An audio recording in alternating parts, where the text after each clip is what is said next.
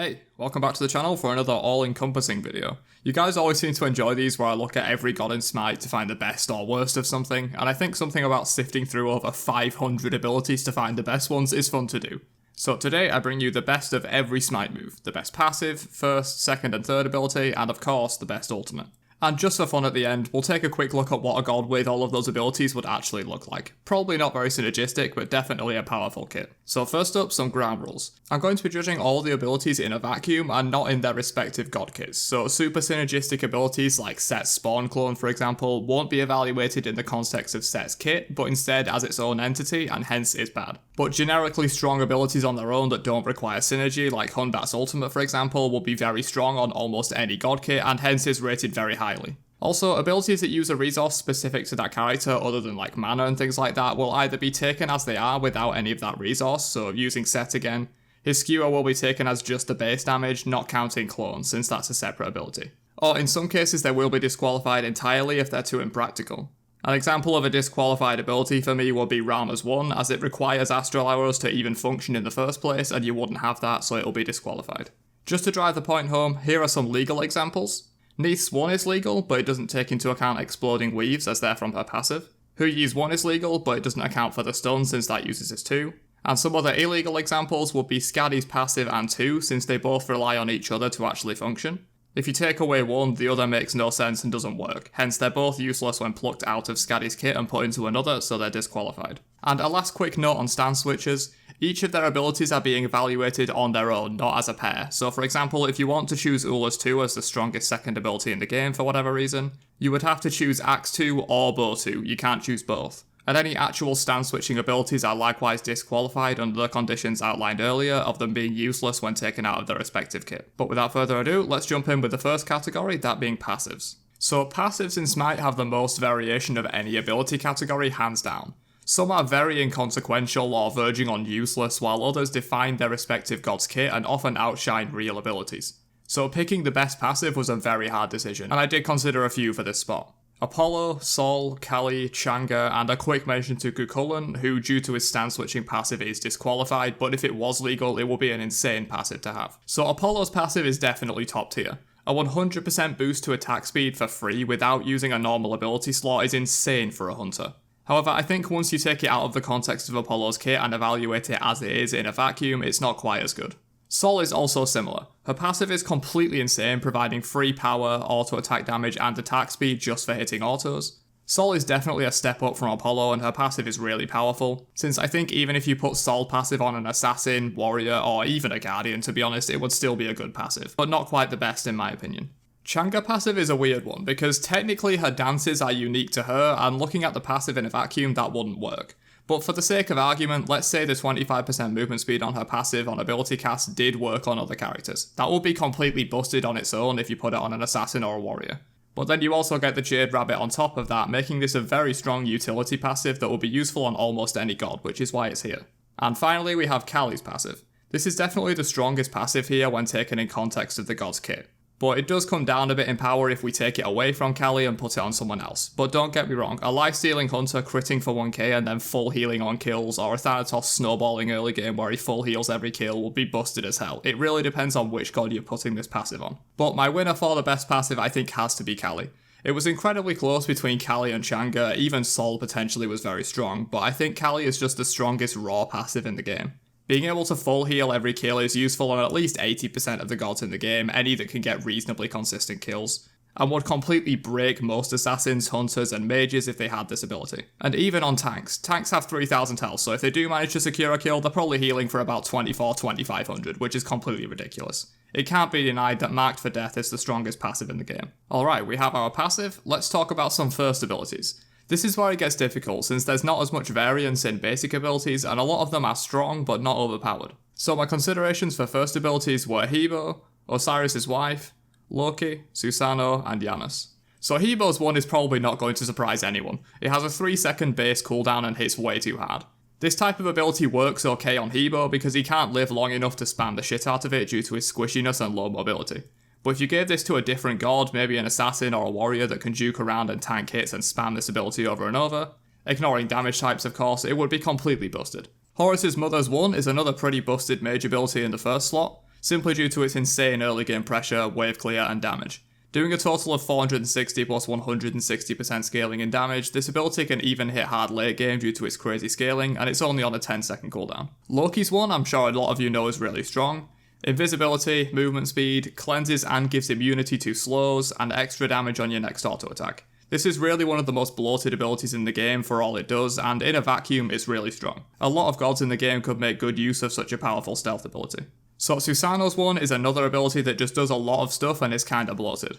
3 different attacks totaling out at 350 plus 125% scaling, plus mobility to boot, and some insane AA cancels. It's no release Susanoo one, but even after all the nerfs, this remains one of the strongest first slot abilities in the game for sure. And finally we have Janus' Portal. Very good utility, can be used as a mobility to chase or escape for allies, as a damage and CC tool against enemies, but for the most part it's the mobility aspect that makes this so strong. And it's just nice that you can also set up with the portal. A lot of gods could really use the portal extremely effectively to get around the map or even set themselves up. Imagine Ra having portal, it'd be a free ult every time. So as I said, this one is a very hard decision to make, but for me I think it's between Janus and Susanoo, and honestly I think Janus Portal wins this one. It's just a bit more useful in more scenarios than Stormcatter is, which is mostly just some damage and some mobility. Alright, so far we have Kalu's passive and Janus' Portal. Let's move on to that second slot ability. So for this we have some serious powerhouses. At least in basic ability terms. It seems a lot of the really strong basic abilities in the game are in slot 2. Athena, Bellona, Baron, and Kronos are my picks for these, and all have strong second abilities in their own respects. Athena Taunt is Athena Taunt. Nothing else can match it really outside of ultimates in terms of the CC that it provides. Taunts are one of the best CCs in the game simply because you can group up enemies and make them walk out of position. Being able to do that to multiple enemies in a huge cone is insane. This ability often forces beads or die situations, which just proves how really strong the ability is. Bellona's Bludgeon is also an insanely powerful one-of-a-kind ability. This alone makes Bellona an absolute monster in the early game, and since Bellona's weapon swap mechanic is built into the abilities themselves and not into her passive, this ability is totally legal for this video. So not only does it hit insanely hard, it also gives you those buffed auto attacks that you can cleave, allowing for crazy wave clear at any stage of the game. Baron 2, while not as nutty as it was at release, is still a very bloated and powerful second ability for sure. Not only does this ability do damage and heal all allies in range, it also works as a sprint on a stick, cleansing slows and increasing movement speed for the team. This ability just does so much stuff that it had to be in consideration here. And finally we have Kronos 2, which like Bellona's weapon swaps is now built into his 2 and doesn't rely on his passive, making it a viable choice for this video. Attack speed, movement speed, and a nice effect of your choice on top of all that for 7 seconds is insanely strong. I feel like even gods that don't want attack speed could use this ability well. Any mage would love 25% bonus power for 7 seconds so they can dump their combo into someone, and no one is really complaining about free ability casts or healing either. This is another one of those very versatile abilities that does a lot of things well and could be put on a lot of gods in the game. So the competition in this second slot is nuts and it was hard to choose a winner here, but personally I think in a vacuum Athena Taunt is the strongest 2 in the game. Of course on a squishy mage it wouldn't be very good, but as I said we're judging these mostly in a vacuum and Athena Taunt is just busted. Moving swiftly on to slot 3 we have Geb, Erlang Shen, Ymir and Sol. And quickly for the record, Sol was the only god in the entire game that had 2 of her abilities considered for this video, so just thought I'd throw that out there. After looking through all the gods, I had to say the third slot is typically the weakest of the 3. But there are definitely still some standouts here that we can choose from. Namely Geb Shield, which is universally regarded as one of the best basic abilities in the entire game, with the potential to save teammates' lives countless times and cleanse any CC on them. Remember that Athena Taunt we picked? Well yeah, Geb Shield completely nullifies that ability on one ally. Erlang Shen's 3 before the nerfs to it, taking off haste and making the turtle form slower, would have definitely been in the running with Geb Shield, and while it's still really strong, I think it's not quite on the same level as Geb anymore. But still top 5 for sure. The versatility makes it really strong because it basically has 2 distinct uses. Ymir Freeze I think is pretty underrated. It's similar to Athena Taunt in a lot of ways, they have the same cone range and it lasts 0.25 seconds longer, but the big reason Ymir's Frost Breath isn't held in the same regard as Confound is that taunts are simply much stronger than stuns. But even still, Ymir Freeze is a very powerful skill to have. So time for the final verdict? Honestly, it just has to be Geb Shield. I feel like it's just on another level compared to these other choices. That's not saying these others are bad, more like they're 8 out of 10s and Stone Shield is a 9 out of 10. It's just simply better than any other third slot ability in the game. So our absolute amalgamation of a god currently has Marked for Death, Portal, Confound, and Stone Shield. Let's finish this off with an ultimate choice. And considering they're the best abilities in the entire game, this was very hard to narrow down to just one best one. Amaterasu, Bats, Terra, the Morrigan, and Olorun are my choices here, all of which are insanely strong in their own right. Armor is just a widely respected, strong teamfighting ultimate. It was literally taken from the most OP god to ever exist in Smite and put onto her. That has to count for something. A 2-second stun, much like an Athena taunt, is an instant beads burner or death situation, and this can easily hit multiple people in a teamfight. Hell, it even does respectable damage too. There's just nothing wrong with this ability, really. There's sort of a theme with these in that they're all insane teamfighting abilities. Bat's ultimate is no exception. Being able to completely disable multiple enemies for several seconds with a well-placed totem can win fights on its own. This is another one of those abilities that is generically good regardless of the context and character it's on. Terra's ultimate, while different in the way it works, is another huge potential impact ultimate.